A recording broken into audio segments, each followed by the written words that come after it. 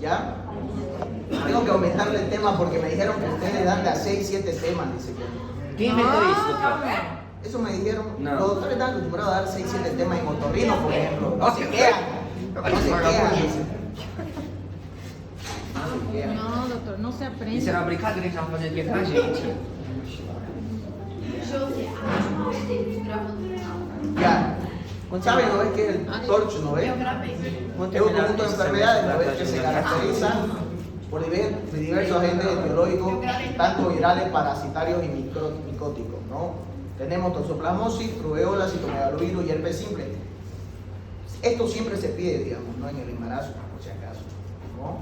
La forma de infección tenemos neonatal, hematógena, que va a invadir obviamente el torrente sanguíneo no materno y atraviesa la placenta a través de la sangre umbilical por el canal del parto, que el microorganismo va a infectar el tracto intestinal de la mujer. Durante el parto el recién nacido toma contacto con él, digamos, ¿no? Y la vía ascendente que prolifera, ¿no? De abajo hacia arriba, entra por la parte del tracto genital y asciende e infecta al feto, ¿no? Toxoplasmosis, el agente etiológico va a ser el Toxoplasma gondii. Prevalentemente en Estados Unidos del 15 al 50%, toxoplasmosis congénita por primera infección del 0,1 al 1%, ¿no? Del total de las embarazadas que hacen la primera infección, un 30 o un 50% transmiten la infección al feto, ¿no? Incidencia de esta enfermedad, 1 por cada 1000 recién nacidos vivos, ¿no? En el primer trimestre se infecta del 10 al 15%, en el segundo del 25% y el tercero el 60%, ¿no? ¿Saben por qué se transmite el toxoplasma? Por gato, por heces de gato. Eso es lo que siempre dicen, por ejemplo, no dicen, ay, la toxoplasmosis se transmite por el gato. En realidad no se transmite por el gato, ya, o sea, no tiene nada que ver el pelo del gato, nada de eso. ¿Qué es lo que pasa? El toxoplasma está en los alimentos mal lavados, ¿no? O sea, que la que come en la calle o no lo lava los alimentos adecuadamente, esa los ingiere y empieza obviamente a crearse en el organismo, digamos, ¿no? Ahora, ¿qué es lo que pasa? Le echan la culpa al gato porque el gato, ¿qué hace todo el día? Está lamiendo sus partecitas, digamos, ¿no? Su trasero, etc. Y aparte el gato para como que come ratas usualmente, digamos, para en los tejados, etc. Entonces, la rata para entre la basura, en el mercado, entre los tomates, etcétera, que están contaminados. Entonces, si un gato o su gato se lo come y usted le da beso de lengua a su gato, porque hay gente que es así, que le gusta que su gato le lamba el ojo, entonces obviamente se va a entrar, ¿ya? Entonces, la infección fetal en el primer trimestre ocurre en el 9% de los pacientes y las secuelas en el feto son mayores, ¿no? Cuando es en el primer trimestre. En el segundo trimestre la infección fetal es del 27% y es leve, y en el tercer trimestre es del 59% y es menor, ¿no? O sea,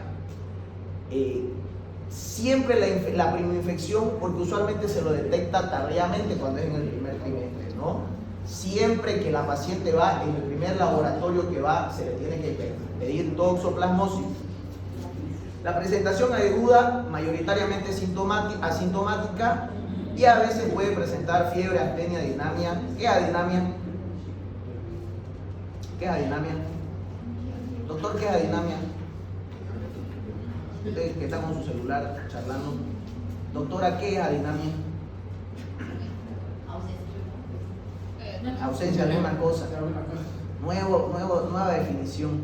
¿Qué es astenia? ¿Qué es astenia? Jóvenes de 5º año de medicina a punto de entrar al internado. ¿Qué es, doctora? Tá na ponta da língua, mas não. ¿Qué, doctora? Ya que lo...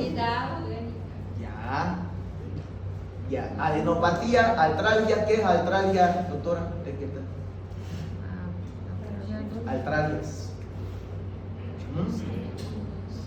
¿Qué es artralgia? ¿Quién sabe qué es artralgia? ¿Nunca escucharon en el dengue artralgias?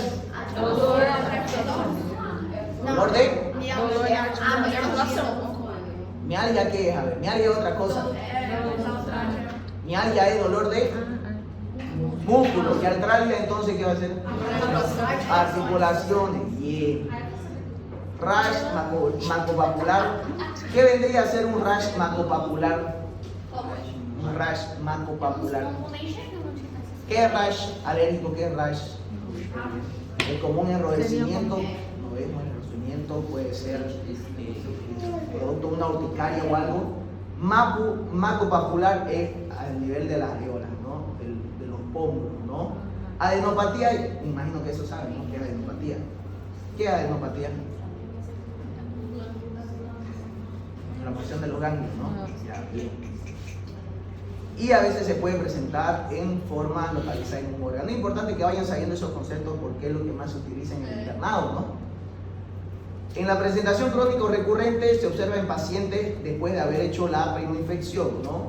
Mantiene quistes intracelulares por largo tiempo en algún órgano o tejido y por un desbalance inmunocitario del huésped el parásito se reproduce y se reactiva, ¿no? La gravedad de la infección es inversamente proporcional a la edad gestacional en la que se adquiere, ¿no? ¿Qué significa eso? Usualmente es más grave en el primer trimestre de vida. En la presentación crónica es en aquella paciente, porque ustedes se van a dar cuenta, por ejemplo, cuando piden toxoplasmosis en una embarazada, la gran mayoría, yo le puedo decir que el 80% IgG positivo, el 80% de las mujeres. IgG positivo. ¿Qué es IgG positivo? Es una primoinfección o una infección pasada. Pasada, ¿no? Entonces, ¿qué significa? Que en algún momento de su vida esa persona lo tuvo. Y si esa persona lo tuvo y lo vuelve a tener, pueden desarrollarse los quistes que se quedan encapsulados en muchas partes del cuerpo, entonces puede empezar a proliferar en una segunda infección, ¿no? Para que sea positivo tiene que ser ¿cuál tiene que ser la positiva? La IgM, ¿no? Entonces, en el primer trimestre produce usualmente abortos, ¿no? Puede producir meningoencefalitis, que lleva al recién nacido a presentar sintomatología neurológica y oftálmica. Muchos tienen problemas de la retina, el bebé no tiene ceguera, nace con ceguera, ¿no? En el segundo trimestre, del 30 al 80% son asintomáticos al nacer, pero pueden desarrollar posteriormente la fórmula neurológica o oculares con corioretinitis, ¿no? También se puede dar la muerte en el segundo trimestre, ¿no? Y en el tercer trimestre, que es del 20 al 40% al nacer, pueden presentar formas clínicas como hepatoesplenomegalia. ¿Qué sería hepatoesplenomegalia? ¿Qué sería? A ver, piensen. ¿Cómo? Fígado y vaso aumentado. Aumento del vaso del hígado. ¿En quién más da hepatoesplenomegalia? ¿Por qué otra patología puede dar? Ya, Chagas, ¿qué más? Cirrose, ¿no? ¿Qué? Cirrose. Cirrosis, ya. ¿Qué más? La más frecuente de todo el mundo, o sea, la que más frecuente da de todo el mundo mundial, hígado graso y cáncer. De vaso, cáncer de hígado. ¿Ya? ¿Por qué es importante que sepan? Porque tienen que saber diagnósticos diferenciales, ¿no? Linfadenopatía generalizada. Le voy a hacer una pregunta. Cuando un ganglio se inflama, ¿es enfermedad? ¿Que un ganglio se inflame significa enfermedad? ¿Sí o no? ¿Qué creen ustedes? Eso es un signo, ¿entienden? O sea, no significa que esté enfermo el paciente. Significa que hay que buscar. Si una paciente, por ejemplo, va y usted en el examen físico le palpan un ganglio retroauricular que no le duele, probablemente sea una mononucleosis en una paciente joven. Pero si le palpan un ganglio retroauricular, por ejemplo, en una paciente que les ha estado diciendo que está con dolor de oído y le sale pu por el oído, probablemente sea un proceso de otitis media supurativa, por ejemplo, que está haciendo que ese ganglio medio nos diga que hay algo malo en el cuerpo, digamos, ¿no? Lo mismo, si una paciente, por ejemplo, de la nada, de estar chalinga, le sale un ganglio inguinal doloroso, palpable, ustedes tienen que pensar hasta en cáncer, ¿entienden? O sea, se inflaman los ganglios cuando hay alguna alteración a nivel del cuerpo y el cuerpo nos empieza a avisar, ¿no? El diagnóstico en la embarazada se hace mediante la inmunofluorescencia indirecta, que es por ELISA, y nos habla sobre la IgG y la IgL, ¿no? En el feto, muestra de sangre del cordón fetal, que es la cordocentesis, para identificar IgG o intentar aislar el parásito en muestra del líquido amniótico a través de la técnica del PCR. En mi hospital, por ejemplo, nosotros sacamos muestra del cordón fetal, digamos, ¿no? En algunas clínicas no se saca. Y para sacar, digamos, del líquido amniótico, se puede hacer una punción, digamos, ¿no? O cuando se corta el embarazo por una cesárea, antes de cortar, hacer la amniotomía, con una jeringa se saca, ¿no? En el parto, frente a la sospecha de infección congénita, debe realizarse un cultivo de tejido placentario, ¿no? Entonces, la IgG por Ifio Sabin Feldman, que es más o menos que fue anterior, digamos, ¿no? La IgM desde los 14 días de nacido, ¿no? Entonces, si hay un paciente con complicaciones neurológicas, se le hace ecografía TAC y resonancia magnética al recién nacido. ¿En quiénes usted le daría por ejemplo, una TAC, una resonancia magnética o una ecografía neurológica? Una mujer que tenga controles deficientes prenatales, es decir, que no tenga cartón prenatal, no tengamos ningún laboratorio de toxoplasmosis, por ejemplo, y que ella nos haya dicho que tenía, por ejemplo, a veces las mujeres saben que tienen antecedentes de toxoplasmosis, entonces, como nosotros no vamos a saber si es ciego o no el bebé, a no ser que le hagamos un fondo de ojo, en estos bebés hay que hacerle estudios, ¿no? Hay que hacerle estudios. Si no se hace prueba del cordón umbilical, entonces hay que hacerle mínimamente una ecografía para buscar. ¿Qué vamos a buscar en la ecografía? ¿Qué vamos a buscar? Hígado. Eso, hígado y vaso aumentado, hepato y plenomegalia en el bebé. ¿Cuánto mide el hígado en un recién nacido? ¿Cuánto mide? ¿Cuánto mide el hígado en un recién nacido? 4, 6. ¿Será? ¿Estás seguro? ¿Estás seguro? Era así. Un fijo mayor. O sea que usted va a agarrar la ecografía y lo va a medir así. ¿Cuánto mide el vaso en un recién nacido? Base pequena. Eu acho que os 2 anos. ¿Por qué se está inventando? Não, eu acho. Ya. ¿Ve la importancia de saber la anatomía?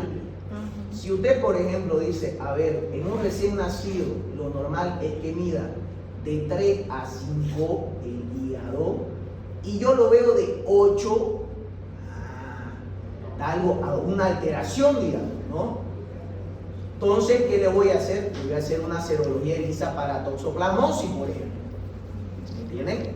O sea, lo mismo, en una persona adulta, por ejemplo, un hígado normal mide 15 en un hombre. Estamos hablando de un hombre entre 1,70 y 1,80 que pesa unos 80 kilos. Mide más o menos entre hasta 13, 14 centímetros.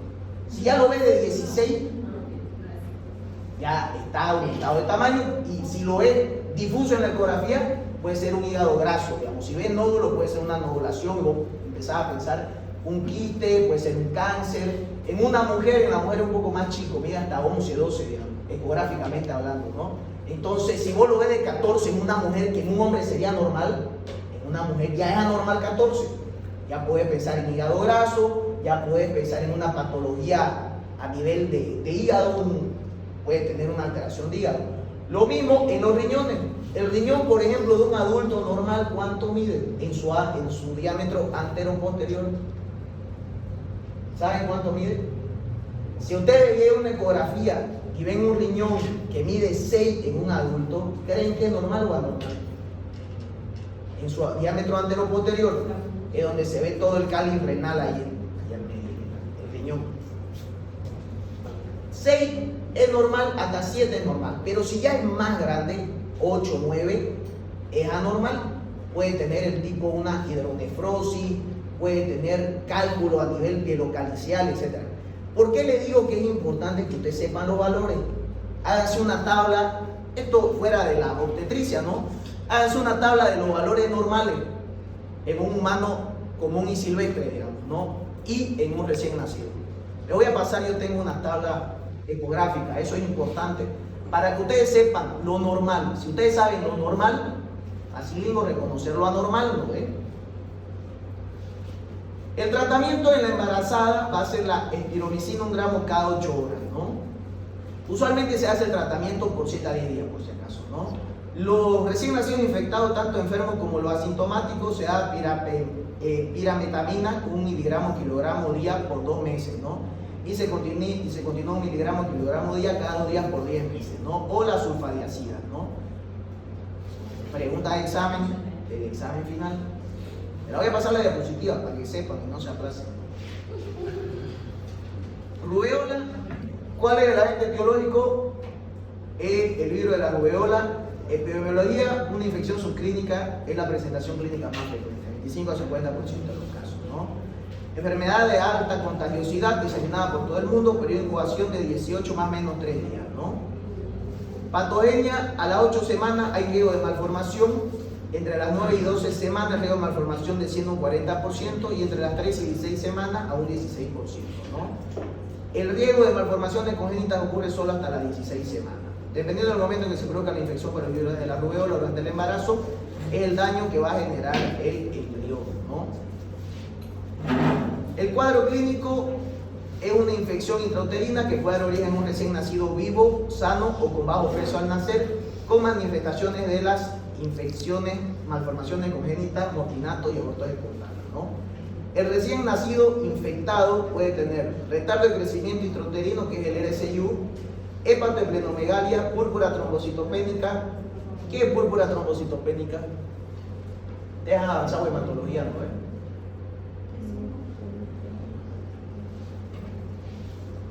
Púrpura trombocitopénica, no saben. O sea, no han avanzado. Por suerte van a avanzar el próximo semestre, ¿no? Van a avanzar el próximo semestre. Van a tener internado el próximo semestre, ¿no? No sé, eso. Anemia hemolítica, estoy seguro que saben. Sí. ¿Qué es anemia hemolítica, doctora?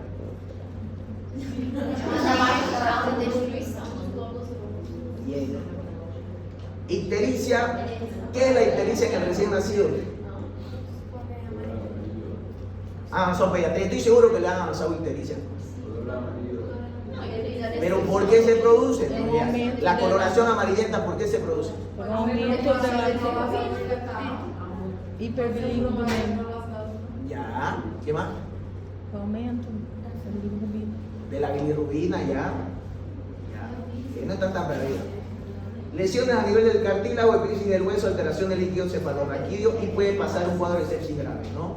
En el sistema nervioso central, microcefalia, meningoencefalitis crónica con retardo mental, ¿no? La meningoencefalitis es una de las enfermedades más graves en el recién nacido. Se mueren harto y harto quedan con secuelas, quedan o ciego o mudo o con un retraso mental, digamos, ¿no? En ocular, la corioretinitis pigmentaria, catarata y glaucoma microftálico, ¿no? En el cardíaco, coartación de aorta, estenosis de las arterias pulmonares, ¿qué era? Era... Me corté ahí. Esperen ahorita. Morí ahí. No. Es que...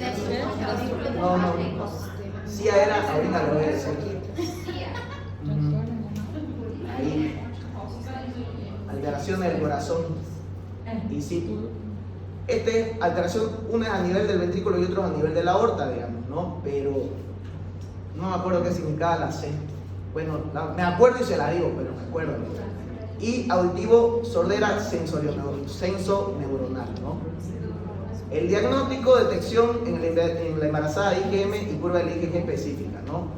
En el feto y recién nacido, detección del IgM fetal con muestras de sangre del cordón fetal, portocentesis, o detección del RNA del virus en la biopsia de velocidades coriales, ¿no? El tratamiento solo sintomático en el caso de la rubeola postnatal, y para la rubeola congénita no hay tratamiento, no solo se dispone de medidas de sostén, ¿no? Citomegalovirus, el virus de la inclusión es la citomegálica, epidemiología virus ampliamente difundido en todo el mundo, 30 a 100% de los adultos son seropositivos, es mayor en países pobres, grupos de bajo nivel socioeconómico y mayor hacinamiento, ¿no? En estas condiciones, 70-80% de las mujeres en edad fértil son seropositivos. Característico, un mismo paciente se puede infectar sucesivamente con varios genotipos, su infección es crónica y sistémica. Cuadro clínico, contacto con saliva, orina, transfusiones de sangre derivados por diálisis, circulación extracorpórea, trasplante de órganos, etc. 5% de los casos son asintomáticos, cuadro febril prolongado de 3 a 6 semanas, linfadenopatías inguinales, faringitis exudativa, ¿no? ¿Qué más va a tener? Viremia materna, infección intrauterina, puede infectar la placenta y el feto, ¿no? Precoz puede producir aborto prematuro en el 20% de los casos y tardía en los recién nacidos enfermos, que es del 5 al 10, retardo de crecimiento, hepatosplenomegalia, hepatitis, ictericia, síndrome purpúrico, que es la síndrome púrpura trombocitopénica, anemia hemolítica, etc., ¿no? En el asintomático, que es el 10%, secuelas neurológicas en forma tardía, retardo mental, ceguera y sordera, ¿no? Diagnóstico se basa en la clínica, el aislamiento del virus y en las pruebas serológicas que orientan su presencia. Y el diagnóstico virológico se realiza por aislamiento del citomegalovirus en cultivo celular de orina. Tratamiento, ganciclovir 6 miligramos kilogramo día cada 12 horas por 6 semanas, ¿no? Doctor, así pues comunicación. Eso, interauricular y interventricular. ¡Ah! Ya, está bien. Me estaba matando eso. El herpes se causa por el herpes simple tipo 1 y 2, epidemiología, amplia distribución mundial, mujeres embarazadas, 20 a 30% de seropositividad, 0,5 al 0,4 de embarazada presenta infección en el transcurso de la gestación, incidencia de infección neonatal 1 en 3.000 a 30.000 nacidos vivos, ¿no? Característica, el ser humano único herpes natural, la recurrencia de la enfermedad se presenta tanto en virus tipo 1 como en virus tipo 2, ¿no? Virus tipo 1 se transmite por contacto directo y virus tipo 2 puede permanecer latente en el ganglio sensitivo. Frente a una baja inmunidad de huésped se produce la reactivación viral, ¿no? O sea, en el virus tipo 1, mucosa, usualmente va por la mucosa, ¿no? Aquí, boca, nariz, etc. En el virus sincitial tipo 2 es cuando está, por ejemplo, al que le sale en el pubis, por ejemplo. Cada que tenga enfermedad, cada que tenga baja defensa, cada que le dé fiebre, le vuelve a aparecer en el pubis. No es una enfermedad, o sea, no significa que sea necesariamente por contacto de transmisión sexual, pese a que el virus es una enfermedad de transmisión sexual también, ¿me entienden? Pero una vez usted lo adquiere, siempre lo va a tener, digamos, ¿no? No es que se pasa, por ejemplo, ¿no? Cuadro clínico, preincubación de 2 a 12 días, asintomático en la mayoría de los casos, pero en el recién nacido suele ser siempre sintomático, ¿no? 35% gingivoestomatitis herpética, que es en la mucosa oral de las encías, queratitis herpética, compromiso de cualquier zona de la piel con las características vesiculares, fiebre, malestar general y adenopatías inguinales, ¿no? En región congénita tenemos ictericia, hepatosplenomegalia, trastorno de la población, bajo peso al nacimiento y la mortalidad del 50 al 70%, ¿no? O sea, es alta mortalidad en el recién nacido. El diagnóstico se basa en la aparición de las lesiones vesiculares de la piel y de la mucosa, y los tratamientos usualmente no se debe utilizar el que es el aciclovir, que no debe ser utilizado en las infecciones localizadas que no revistan gravedad. O sea, ¿por qué no necesariamente el aciclovir? Como el virus es un virus del herpes, en 14 días usted ya no va a tener nada. Pero si usted quiere que se acelere el proceso de desaparición de la vesícula, si toma aciclovir, de 14 días va a bajar a 7 días. Por eso se da tratamiento. Se pone crema de 14 días que va a tener ahí primero la vesícula, después se va a hacer cotre, después va a desaparecer, lo va a acelerar en 7 a 8 días, digamos, ¿no? Vayan a su examen. Le voy a pasar el tema. Nuestro examen es la próxima semana ya, ¿no? Sí. ¿Qué día es el práctico? El práctico